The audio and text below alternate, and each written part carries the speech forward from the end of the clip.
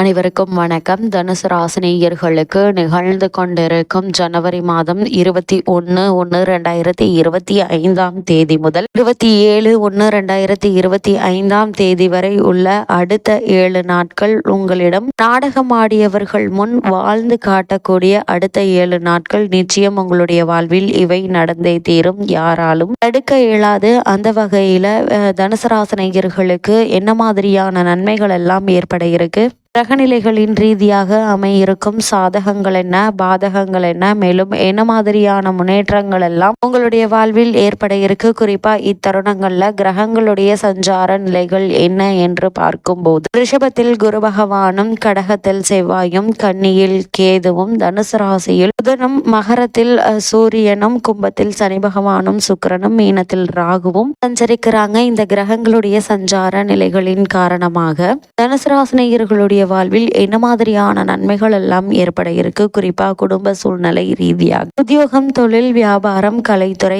அரசியல் துறை, மாணவ மாணவிகள், விவசாய துறையினர், பெண்மணிகள் என அனைவருக்குமே என்ன மாதிரியான முன்னேற்றங்கள் எல்லாம் ஏற்பட இருக்கு என்பது குறித்தான முழுமையான பதிவை தான் இந்த வீடியோல நம்ம விரிவா பார்க்க போகிறோம். அந்த வகையில தனுசு ராசியை சேர்ந்த மூலம், பூராடம், உத்திராடம் முதல் பாதம் வரை உள்ள நட்சத்திரக்காரர்களுக்கு குடும்ப சூழ்நிலை ரீதியாக இந்த வாரம் மேலும் என்ன மாதிரியான நன்மைகள் எல்லாம் ஏற்பட இருக்கு என்று பார்க்கும்போது, இதுவரை ராசியில் இருந்த சூரியன் மகர ராசிக்கு, அதாவது உங்களுடைய ராசிக்கு தன குடும்ப ஸ்தானத்திற்கு பயிற்சியாகி அங்கு சஞ்சரிக்கிறாருங்க. சுக்கிரன் உங்களுக்கு ஆதரவான நிலையில இருக்கிறாருங்க. இனிமையான செய்திகள் உங்களை தேடி வரக்கூடிய ஒரு வாரமாகவே இந்த அடுத்த 7 நாட்கள் அமைஞ்சிருக்குது. நண்பர்கள் உங்களுக்கு உதவிகரமாக இருப்பாங்க. அது மட்டும் இல்லாம வெளிநாட்டிற்கு சென்று பணிபுரிய முயற்சி செய்பவர்களுக்கு முயற்சிகள் பலிக்குங்க. வேலை இல்லாதவர்களுக்கு வேலை கிடைக்குங்க. அதே போல் பகமை மாறக்கூடிய ஒரு தருணமா இந்த வாரம் அமைஞ்சிருக்குது. அது மட்டும் இல்லாமல் ராசியில் புதன் நுழைந்திருப்பதால அதிக அலைச்சல் பிரயாணங்களும் ஏற்படுவதற்கான சாத்தியக்கூறுகள் நிறைந்த ஒரு வாரமா இந்த வாரம் அமைஞ்சிருக்குதுங்க. அது மட்டும் இல்லாம உங்களுடைய ராசிக்கு அதிபதியான குரு சுகாதிபதியாகவும் இருக்கிறார். அவர்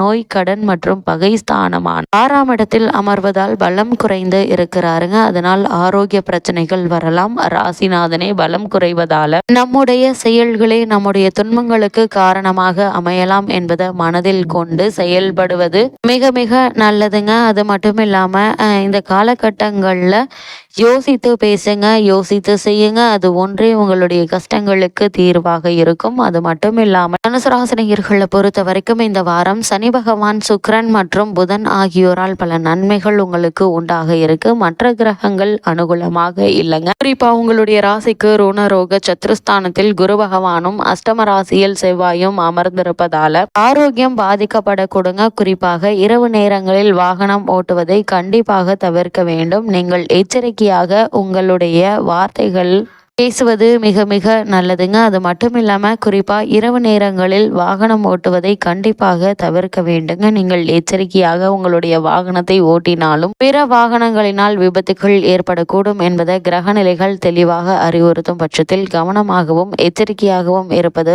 அவசியங்க. ஆபத்து காலங்களில் நம்மை எச்சரிக்கை செய்வதில் கிரகநிலைகள் அமையும் பட்சத்தில் அதற்கு தகுந்தாற்போல் நடந்து கொள்வது நல்லது. அது மட்டும் இல்லாமல் இந்த வாரத்தில் 3 மற்றும் 4ஆம் நாட்களில் குடும்ப செலவுகளுக்காக புதிய கடன்களை ஏற்க வேண்டிய ஒரு நிலை இருக்குதுங்க. தவிர்க்க முடியாவிட்டாலும் அவசியமான அளவிற்கு மட்டுமே கடன் வாங்குவதும் அதனை வெகு விரைவில் தீர்ப்பதும் அவசியம் என்பது கிரகநிலைகள் எடுத்து காட்டுதுங்க. இதனை ஏன் கூறுகிறோம் என்றால், குரு, செவ்வாய் மற்றும் ராகு ஆகிய 3 கிரகங்கள் அனுகூலமற்ற நிலையில உள்ள போது வாங்கும் கடன் வளரும் என கிரகநிலைகள் அறிவுறுத்தும் பட்சத்தில் கவனமாக இருப்பது நல்லது. வயதான முதியோர்கள் இரவு நேரங்களில் கழிப்பறைக்கு செல்லும் போது அதிக ஜாக்கிரதையாக இருக்க வேண்டும் என்பதை கிரகநிலைகள் வலியுறுத்துதுங்க. அதே போல் தனுசு ராசியை சேர்ந்த உத்தியோகஸ்தர்களுக்கு அடுத்த 7 நாட்கள் மேலும் என்ன மாதிரியான நன்மைகள் எல்லாம் உங்களுடைய வாழ்வில் ஏற்பட இருக்கு என்று பார்க்கும்போது, உத்தியோகத்துறைக்கு அதிகாரியான சனி பகவான் சுக்கிரனுடன் இணைந்து சுபபலம் பெற்றிருப்பதால் மேலதிகாரிகள், நிர்வாகத்தினர் ஆகியோருடைய ஆதரவு பணிகள்ல உற்சாகத்தை ஏற்படுத்துங்க. அஷ்டம ராசியில் நிலை கொண்டுள்ள செவ்வாயினால் பணிச்சுமை சக்திக்கு மீறியதாக இருக்குங்க. உழைப்புக்கேற்ற கூலியை பெற்று தருவாருங்க சனி பகவான். அது மட்டும் இல்லாமல் உங்களுடைய ராசிக்கு அர்த்தாஷ்டக ராகு நடைபெறுவதால வெளியூர் பயணங்களின் போது எச்சரிக்கையாக இருப்பது மிக மிக நல்லது என்பதை கிரக நிலைகள் மீண்டும் மீண்டும் அறிவுறுத்தது. அதே போல் தனுசு ராசியை சேர்ந்த தொழில் மற்றும் வியாபாரம் செய்பவர்களுக்கு அடுத்த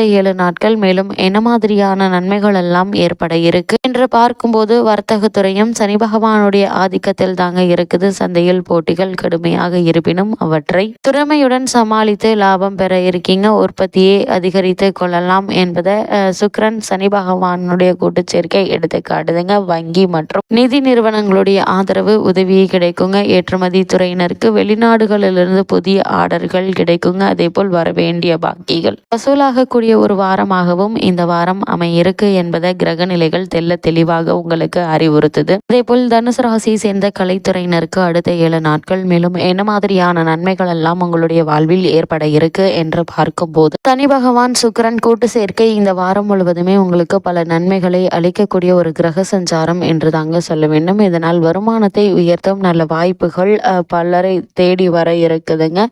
அது மட்டும் இல்லாம உங்களுடைய பொருளாதார நிலையை சீர் செய்து கொள்ள ஏற்ற ஒரு காலகட்டமாகவும் இந்த வாரம் அமைஞ்சிருக்குதுங்க. சாதுரியமாகவும் பொறுமையுடனும் பிரச்சனைகளை அணுகினால் போதும் என்பதை கிரக நிலைகள் மீண்டும் மீண்டும் அறிவுறுத்தது. தனுசு ராசியை சேர்ந்த அரசியல் துறையினரை பொறுத்த வரைக்கும் மேலும் என்ன மாதிரியான நன்மைகள் எல்லாம் உங்களுடைய வாழ்வில் ஏற்பட இருக்கு என்று பார்க்கும்போது சுக்கிரன் சனி பகவானுடன் சேர்ந்து கும்ப ராசியில் சஞ்சரிப்பது ஜோதிட ரீதியில் நல்ல ஒரு வாய்ப்புகளை உங்களுக்கு தேடித்தரும் என்று சொல்லலாங்க. வீரியமுள்ள 2 கிரகங்கள் சுபபலம் பெற்று இணையும் போது பல நன்மைகள் கிடைக்கும் என கிரகநிலைகள் மீண்டும் மீண்டும் அறிவுறுத்தது. இதனால உங்களுக்கு முக்கிய பொறுப்புகளை நீங்கள் இந்த வாரத்தில் ஏற்க வேண்டிய ஒரு நிலை இருக்குதுங்க. அதே போல் மக்களிடையே செல்வாக்கு உயருங்க. எந்த சர்ச்சையிலும் சிக்காமல் நிம்மதியாக இருக்கும் கூடிய ஒரு காலகட்டமாக தான் இக்காலகட்டம் அமைஞ்சிருக்குது என்பதை கிரகங்களுடைய சஞ்சார நிலைகள் தெளிவாகவும் உறுதியாகவும் எடுத்துக்காட்டுதுங்க. அது மட்டும் இல்லாம தனுசு ராசியை சேர்ந்த மாணவ மாணவியருக்கு மேல் என்ன மாதிரியான நன்மைகள் எல்லாம் ஏற்பட இருக்கு என்று பார்க்கும்போது இக்காலகட்டத்தை பொறுத்த வரைக்கும் மகர ராசிக்கு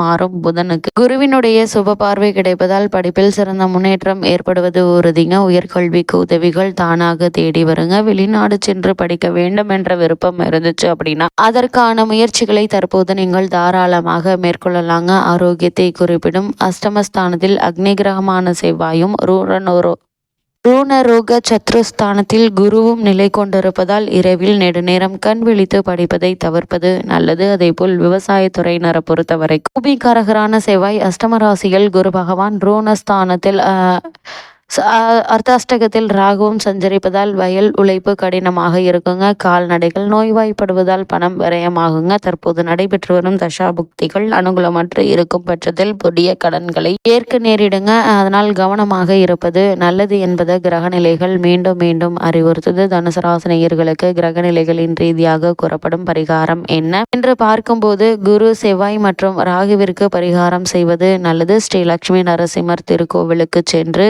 தீபத்தில் சிறிது நெய் சேர்த்து வாங்க. எண்ணற்ற நன்மைகள் உங்களுடைய வாழ்வில் ஏற்படும்.